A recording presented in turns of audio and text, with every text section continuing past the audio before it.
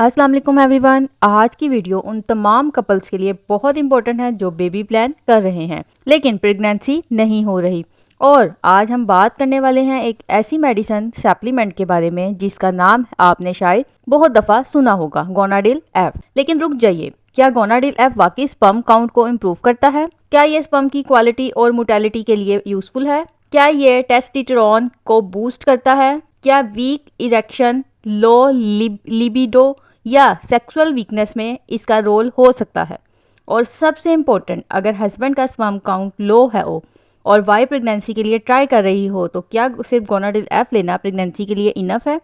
आज की वीडियो में हम गोनाडिल एफ को बिल्कुल सिंपल लैंग्वेज में डिस्कस करेंगे। हम देखेंगे इसमें क्या इंग्रेडिएंट्स हैं, ये किस लिए यूज होता है, स्पर्म काउंट और स्पर्म मोटेलिटी क्या होती है, गोनाडिल एफ का मेल फर्टिलिटी में क्या पॉसिबल रोल है, इसे कितने अरसे तक यूज़ किया जाता है, क्या हर मेल इसे यूज़ कर सकता है, क्या इसके साइड इफ़ेक्ट्स हो सकते हैं, किन लोगों को डॉक्टर से ज़रूर मशवरा करना चाहिए।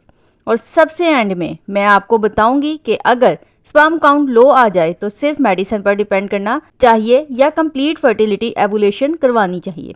इसलिए वीडियो को एंड तक ज़रूर देखिए क्योंकि एंड में हम एक ऐसी कॉमन मिस्टेक डिस्कस करेंगे जो बहुत से कपल्स मेल इनफर्टिलिटी के केस में करते हैं और इसी मिस्टेक की वजह से ट्रीटमेंट अननेसेसरीली डिले हो सकता है। तो वीडियो को स्किप मत कीजिएगा। वीडियो यूजफुल लगे तो लाइक ज़रूर कीजिएगा, चैनल को सब्सक्राइब कीजिएगा और कमेंट में सिर्फ इतना लिखिएगा, मेल फर्टिलिटी। चलिए शुरू करते हैं। गोनाडिल एफ क्या है? सबसे पहले सिंपल वर्ड्स में समझते हैं कि गोनाडिल एफ क्या है।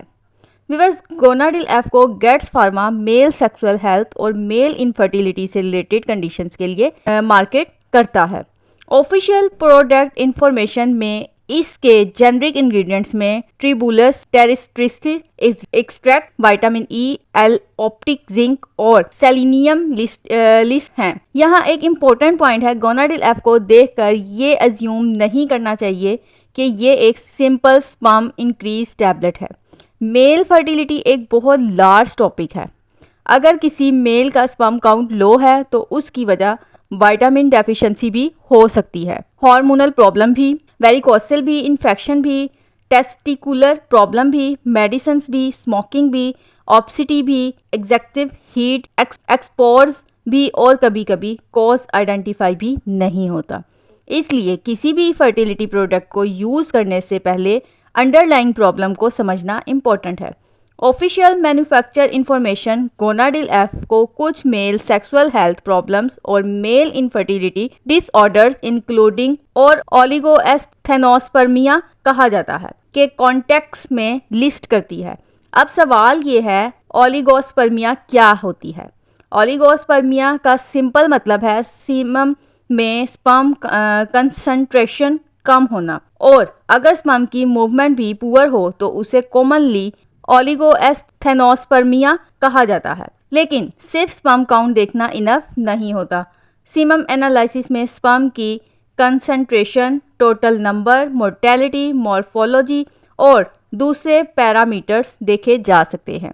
इसलिए अगर कोई कपल प्रेगनेंसी के लिए ट्राई कर रहा है और प्रेगनेंसी नहीं हो रही तो मेल पार्टनर का सीमम एनालाइज भी बहुत इंपॉर्टेंट एवेल्यूएशन है। गोनाडिल एफ में क्या इंग्रेडिएंट्स हैं? अब आते हैं इस प्रोडक्ट के इंग्रेडिएंट्स पर। गोनाडिल एफ के ऑफिशियल इंफॉर्मेशन के मुताबिक इस फॉर्मुलेशन में tribulus terrestris extract, vitamin E, L opti zinc और सेलेनियम शामिल हैं। अब एक एक इंग्रेडिएंट को सिंपल लैंग्वेज में समझते हैं। ट्रिबुलस टेरिस्ट्रिस एक हर्बल प्लांट एक्सट्रैक्ट है। इसे ट्रेडिशनली मेल सेक्सुअल हेल्थ के लिए यूज किया जा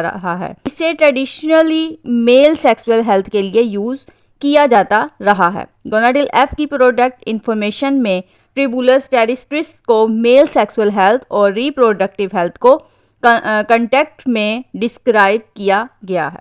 लेकिन यहाँ एक बहुत इंपॉर्टेंट साइंटिफिक पॉइंट है, हर्बल होना ऑटोमेटिकली ये प्रूफ नहीं करता कि हर पर्सन में रिजल्ट ग्रंटेड होगा। ट्रिबुलस के स्पर्म पैरामीटर्स पर कुछ स्टडीज हुई हैं। एक सिस्टमैटिक रिव्यू ने 7 स्टडीज को एसेस किया और रिपोर्ट किया कि इंक्लूडेड स्टडीज में अक्सर स्पर्म के कुछ पैरामीटर्स में इम्प्रूवमेंट देखी गई, लेकिन एविडेंस लिमिटेड था और स्टडीज़ की क्वालिटी भी यूनिफॉर्म नहीं थी। इसलिए वीडियो में ये कहना कि गोनाडिल एफ 100% स्पर्म काउंट डबल करता है साइंटिफिकली करेक्ट नहीं होगा। हम ये कह सकते हैं गोनाडिल एफ में ऐसे इंग्रेडिएंट्स हैं जो मेल रिप्रोडक्टिव हेल्थ को सपोर्ट करने के पर्पस से यूज़ किए जाते हैं, लेकिन रिजल्ट हर पर्सन में डिफरेंट हो सकता है। अब बात करते हैं जिंक की। जिंक बॉडी के लिए एक इम्प्रूवमेंट मिनरल है। मेल रिप्रोडक्टिव सिस्टम में भी जिंक का रोल इम्पोर्टेंट है। गोनाडिल एफ की ऑफिशियल लीफलेट में जिंक को स्पर्म और रिप्रोडक्टिव फंक्शन से रिलेटेड बायोलॉजिकल प्रोसेस के कॉन्टेक्स्ट में एक्सप्लेन किया गया है। लेकिन यहाँ भी एक रूल याद रखें, अगर किसी पर्सन में डेफिशिएंसी है तो डेफिशिएंसी को करेक्ट करना इम्पोर्टेंट है, लेकिन इसका मतलब ये नहीं कि हर हेल्दी मेल को एक्स्ट्रा जिंक लेने से स्पर्म ऑटोमेटिकली बहुत ज़्यादा इंक्रीज हो जाएगा। सप्लीमेंट्स का effect deficiency, diet, overall health और अंडरलाइंग कंडीशन पर डिपेंड कर सकता है। इसलिए अगर कोई male already multivitamin, zinc supplement या कोई और फर्टिलिटी सप्लीमेंट ले रहा है तो डॉक्टर या फार्मासिस्ट को ज़रूर बताना चाहिए। क्योंकि मल्टीपल सप्लीमेंट्स को कंबाइन करने से अननेसेसरी हाई इनटेक हो सकता है और ज़्यादा सप्लीमेंट इज इक्वल टू ज़्यादा फर्टिलिटी। कोई साइंटिफिक रूल नहीं है। विटामिन ई और सेलेनियम। अब आते हैं विटामिन ई और सेलेनियम पर। विटामिन ई एक एंटीऑक्सीडेंट न्यूट्रिएंट है।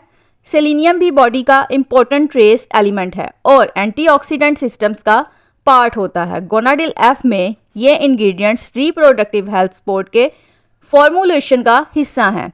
एंटीऑक्सीडेंट्स का कंसेप्ट यहाँ इम्पोर्टेंट है। स्पर्म सेल्स ऑक्सीडेटिव स्ट्रेस से इफेक्ट हो सकते हैं। इसी वजह से रिसर्चर्स ने एंटीऑक्सीडेंट्स और मेल फर्टिलिटी के रिलेशन पर बहुत रिसर्च की है। लेकिन एक इम्पॉर्टेंट पॉइंट, एंटीऑक्सीडेंट सप्लीमेंट लेने का मतलब ये नहीं कि इनफर्टिलिटी के कॉज ऑटोमेटिकली ट्रीट हो जाएं। AUA ASMR गाइडलाइंस के मुताबिक मेल इनफर्टिलिटी में विटामिन और एंटीऑक्सीडेंट सप्लीमेंट्स की क्लिनिकल यूटिलिटी अभी अनसर्टेन है और स्पेसिफिक सप्लीमेंट्स की रूटीन यूज के लिए एविडेंस इनएडिक्वेट है। WHO की 2025 यानी कि 2025 इनफर्टिलिटी गाइडलाइन भी मेल इनफर्टिलिटी में एंटीऑक्सीडेंट सप्लीमेंट्स के फेवर या अगेंस्ट क्लियर रिकमेंडेशन नहीं देती। तो रिस्पॉन्सिबल इंफॉर्मेशन ये है, गोनाडिल एफ को डॉक्टर की एडवाइस से यूज़ किया जा सकता है अगर वो पेशेंट के केस में अप्रोप्रिएट समझें, लेकिन इसे इनफर्टिलिटी का ग्रंटेड क्यूर नहीं कहना चाहिए। स्पर्म काउंट क्या होता है? अब एक बहुत इंपॉर्टेंट टॉपिक है स्पर्म काउंट। अक्सर कपल्स कहते हैं डॉक्टर ने कहा स्पर्म कम है, लेकिन स्पर्म कम होने का मतलब एग्जैक्टली क्या है? स्पर्म एनालिसिस में मल्टीपल पैरामीटर्स एवुलेट किए जाते हैं। सबसे पहले स्पर्म कंसंट्रेशन यानी सीमम के लिए के एक स्पेसिफिक वॉल्यूम में कितने स्पर्म प्रेजेंट हैं, फिर टोटल स्पर्म नंबर, फिर मोटेलिटी का मतलब स्पर्म कितनी मूवमेंट कर रहा है, और मॉर्फोलॉजी का मतलब स्पर्म की शेप और स्ट्रक्चर। अब इमेजिन करें एक रेस हो रही है, आपके पास 100 रनर्स हैं। अगर रनर्स की क्वांटिटी कम हो तो चांस कम हो सकता है, लेकिन अगर 100 रनर्स हैं और कोई भी प्रॉपरली मूव नहीं कर रहा तो प्रॉब्लम फिर भी है। इसी तरह फर्टिलिटी में सिर्फ स्पर्म काउंट ही इम्पोर्टेंट नहीं, count plus movement plus morphology plus overall reproductive health सब मैटर कर सकते हैं।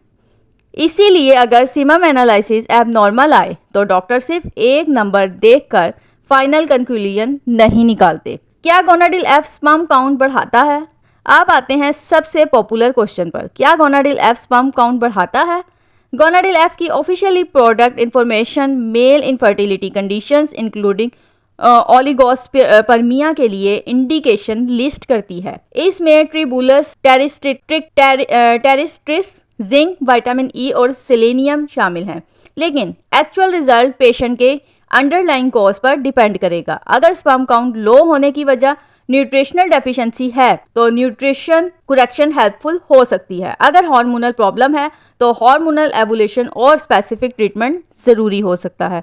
अगर वेरिकोसियल है तो सिर्फ सप्लीमेंट से प्रॉब्लम सॉल्व होना ज़रूरी नहीं। अगर इन्फेक्शन है तो इन्फेक्शन का ट्रीटमेंट रिक्वायर्ड होगा। अगर स्पर्म प्रोडक्शन का मेजर टेस्टिकुलर इशू है तो स्पेशलिस्ट एवोल्यूशन की ज़रूरत हो सकती है। इसलिए मैं आपको एक गोल्डन रूल बता रही हूँ।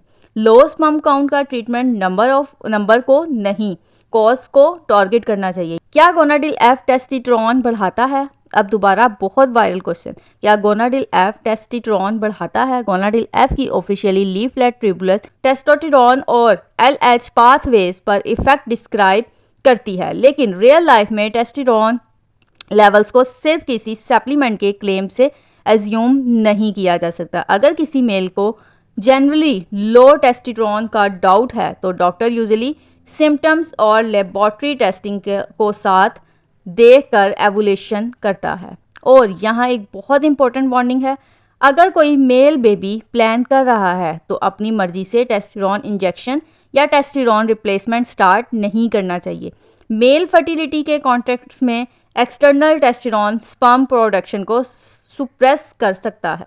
AUA ASMR गाइडलाइन स्पेसिफिकली कहती है कि जो मेल करंट या फ्यूचर फर्टिलिटी चाहता हो उसे टेस्टोस्टेरोन मोनोथेरेपी प्रिस्क्राइब नहीं की जानी चाहिए।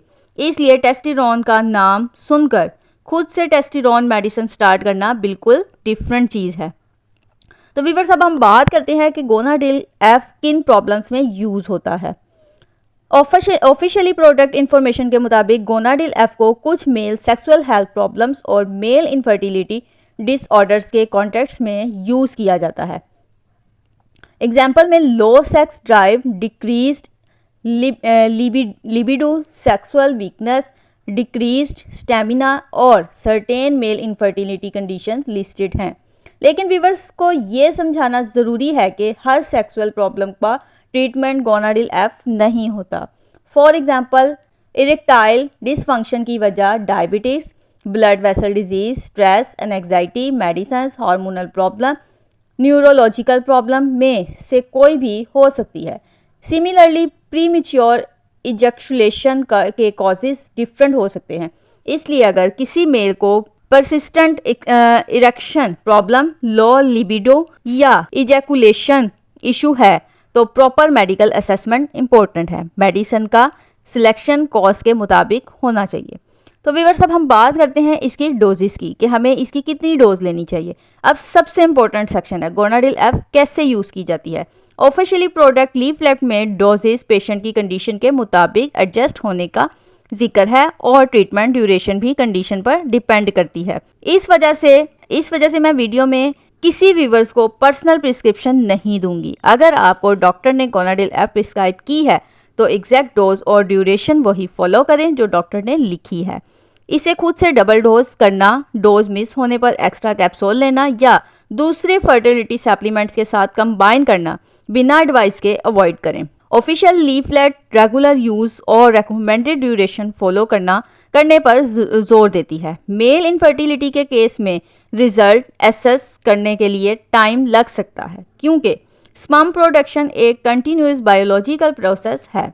इसलिए 1-2 दिन मेडिसिन लेने के बाद स्पर्म काउंट में ड्रामेटिक चेंज एक्सपेक्ट करना रियलिस्टिक नहीं। अगर डॉक्टर ने कोर्स दिया है तो उस कोर्स को प्रॉपर फॉलो करना और फिर सीमम एनालिसिस के रिस्पॉन्सेस एसेस करना ज़्यादा मीनिंगफुल अप्रोच है। अब हम बात करते हैं इसके साइड इफ़ेक्ट्स की और इसकी सेफ्टी की, क्योंकि आपको जैसे पता है कि हर मेडिसिन के कुछ ना कुछ साइड इफ़ेक्ट्स भी हो सकते हैं और हर मेडिसिन के बेनिफिट्स भी होते हैं। तो अब हम इसके साइड इफ़ेक्ट्स के बारे में बात करते हैं और सेफ्टी के बारे में बात करते हैं कि हमें ये किस तरह से सेफ़ है। किसी भी मेडिसिन या सप्लीमेंट को नेचुरल कहकर कम्प्लीटली रिस्क फ्री अज्यूम नहीं करना चाहिए।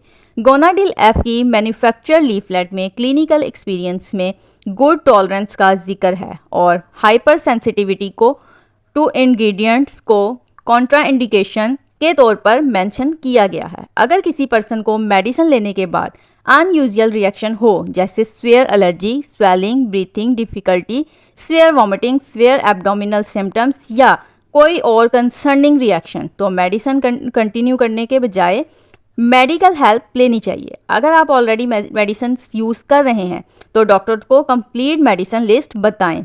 पार्टिकुलरली अगर आप फर्टिलिटी इंजेक्शंस, हार्मोनल मेडिसिन या मल्टीपल सप्लीमेंट्स यूज़ कर रहे हैं। ऑफिशियल लीफलेट गोनाडोट्रोपिक हार्मोन्स के साथ पॉसिबल इंटरेक्शन पोटेंशियल का जिक्र करती है। इसलिए फर्टिलिटी ट्रीटमेंट के दौरान अपनी मर्जी से सप्लीमेंट ऐड करना आइडियल अप्रोच नहीं। क्या हर मेल को गोनाडिल एफ लेना चाहिए? अब एक बहुत इंपॉर्टेंट क्वेश्चन, क्या हर हस्बैंड जो बेबी प्लान कर रहा है गोनाडिल एफ स्टार्ट कर सकता है? नहीं, हर पर्सन के लिए ऑटोमेटिकली ज़रूरी नहीं। अगर कपल को प्रेगनेंसी में डिफ़िकल्टी हो रही है तो मेल पार्टनर की एवुलेशन भी ज़रूर होनी चाहिए। अगर सीमम एनालिसिस नॉर्मल है तो सिर्फ स्पर्म बढ़ाने के लिए मल्टीपल सप्लीमेंट्स लेना ज़रूरी नहीं। अगर सीमम एनालिसिस एबनॉर्मल है तो कॉज आइडेंटिफाई करना इम्पॉर्टेंट है। AUA ASMR guidance male infertility इन एवोल्यूशन को कॉज आइडेंटिफाई करने पर फोकस करती है और सप्लीमेंट्स के फर्टिलिटी बेनिफिट्स को अनसर्टेन बताती है। इसलिए वीडियो को सबसे इम्पोर्टेंट मैसेज ये है, सप्लीमेंट को इन्वेस्टिगेशन के रिप्लेसमेंट मत समझें। मेल फर्टिलिटी इंप्रूव करने के लाइफस्टाइल टिप्स। अगर कोई मेल अपनी फर्टिलिटी सपोर्ट करना चाहता है तो सिर्फ मेडिसिन नहीं, लाइफस्टाइल भी इम्पोर्टेंट है। नंबर 1, स्मोकिंग अवॉइड करें। नंबर 2, एक्सेसिव अल्कोहल से बचें, इम्पोर्टेंट है। नंबर 3, हेल्दी वेट मेंटेन करें। नंबर 4, रेगुलर फिजिकल एक्टिविटी करें। नंबर 5, बैलेंस डाइट लें। डाइट में vegetables, fruits, whole grains, nuts, seeds, eggs, fish या स्वीटेबल प्रोटीन सोर्सेज इंक्लूड किए जा सकते हैं। नंबर 6, स्लीप को इग्नोर ना करें। नंबर 7, एक्सेसिव हीट एक्सपोर अवॉइड करें। एंड नंबर 8, स्ट्रेस को मैनेज करें। यहाँ एक बात क्लियर करना ज़रूरी है, लाइफस्टाइल चेंजेस कोई मैजिक ट्रीटमेंट नहीं, लेकिन ओवरऑल हेल्थ और रिप्रोडक्टिव हेल्थ एक दूसरे से कनेक्टेड हैं। मेल इनफर्टिलिटी की गाइडलाइंस भी लाइफस्टाइल, मेडिसिन और इन्वायरमेंटल एक्सपोर्सिस को एवोल्यूशन का पार्ट कंसीडर करती हैं। क्या गोनाडिल एफ से प्रेगनेंसी गारंटीड हो जाती है? नहीं, कोई भी फर्टिलिटी सप्लीमेंट प्रेगनेंसी की गारंटी नहीं देता। प्रेगनेंसी हस्बैंड और वाइफ दोनों की फर्टिलिटी टाइमिंग और मल्टीपल फैक्टर्स पर डिपेंड करती है। क्या ये सिर्फ स्पर्म काउंट के लिए है? नहीं, प्रोडक्ट इन्फॉर्मेशन में मेल सेक्सुअल हेल्थ और सर्टेन मेल इनफर्टिलिटी कंडीशंस दोनों मेंशन है। क्या लो मोर्टेलिटी में यूज़फुल हो सकती है? प्रोडक्ट इन्फॉर्मेशन ओलिगोएस्टोस्पर्मिया को इंडिकेशन लिस्ट में इंक्लूड करती है, लेकिन ट्रीटमेंट का डिसीजन डॉक्टर को सेमम रिपोर्ट और कॉज देखकर करना चाहिए। क्या टेस्टोस्टेरोन लो हो तो यूज़ कर सकते हैं? डॉक्टर एवोल्यूशन के बाद लो टेस्टोस्टेरोन की कॉज आइडेंटिफाई करना इम्पोर्टेंट है। कितने दिन में रिजल्ट आता है? फर्टिलिटी चेंजेस को एसेस करने में वीक्स टू मंथ्स लग सकते हैं। एग्जैक्ट ड्यूरेशन पेशेंट और ट्रीटमेंट पर डिपेंड करता है। क्या डोजेस डबल करने से रिजल्ट डबल होगा? बिल्कुल नहीं। एक्स्ट्रा डोज का मतलब एक्स्ट्रा बेनिफिट नहीं है।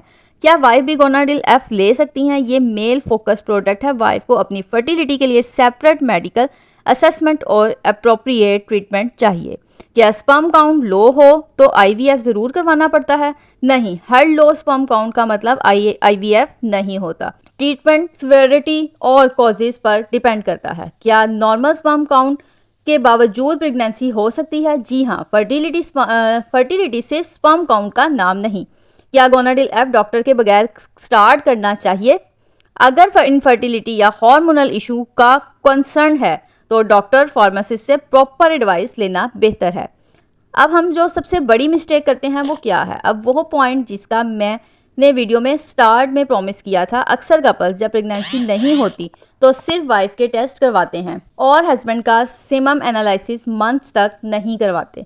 ये अप्रोच आइडियल नहीं। इनफर्टिलिटी कपल का इशू हो सकता है, इसलिए मेल पार्टनर की एवोल्यूशन भी इम्पोर्टेंट है। अगर सीमम रिपोर्ट एबनॉर्मल आए तो पैनिक नहीं करना।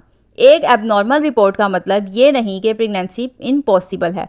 डॉक्टर ज़रूरत के मुताबिक report, semen analysis, physical examination, hormonal test, ultrasound या दूसरी इन्वेस्टिगेशंस रेकमेंड कर सकता है और फिर ट्रीटमेंट कॉज के अकॉर्डिंग होता है।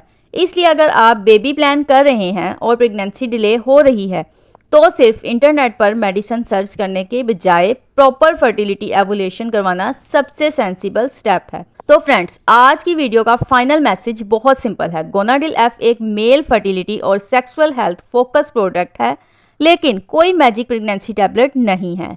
इसमें ट्रिबुलस टेस्टरिस, विटामिन ई, जिंक और सेलेनियम जैसे इंग्रेडिएंट्स हैं। कुछ एविडेंस ट्रिबुलस और स्पर्म पैरामीटर्स के पॉसिबल बेनिफिट्स की तरफ इशारा करता है, लेकिन एविडेंस लिमिटेड है और मेजर फर्टिलिटी गाइडलाइंस सप्लीमेंट्स को गारंटेड ट्रीटमेंट नहीं समझते।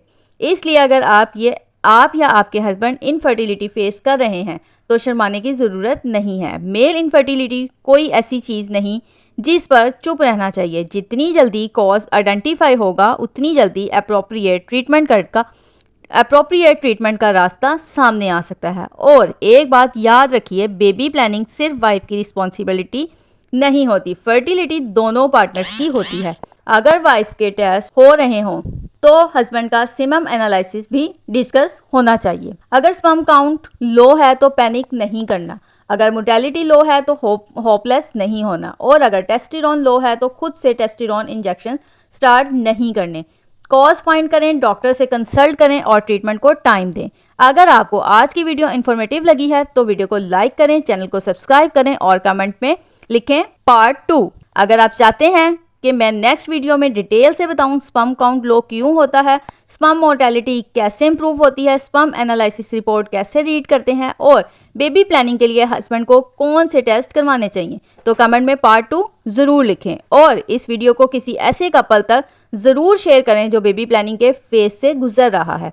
हो सकता है आपका एक शेयर किसी को सही इन्फॉर्मेशन और सही ट्रीटमेंट तक पहुंचाने में हेल्प कर दे। मैं मिलूंगी आपसे नेक्स्ट इन्फॉर्मेटिव वीडियो में। तब तक अपना ख्याल रखिए, हेल्दी रहिए और मेडिसिन हमेशा रिस्पॉन्सिबल तरीके से यूज़ कीजिए। रिमेंबर, फर्टिलिटी का सोल्यूशन सिर्फ एक टैबलेट का नाम नहीं, असल सोल्यूशन होना है करेक्ट डायग्नोसिस, करेक्ट ट्रीटमेंट और पेशेंस से। अल्लाह हाफिज़, मिलते हैं अगली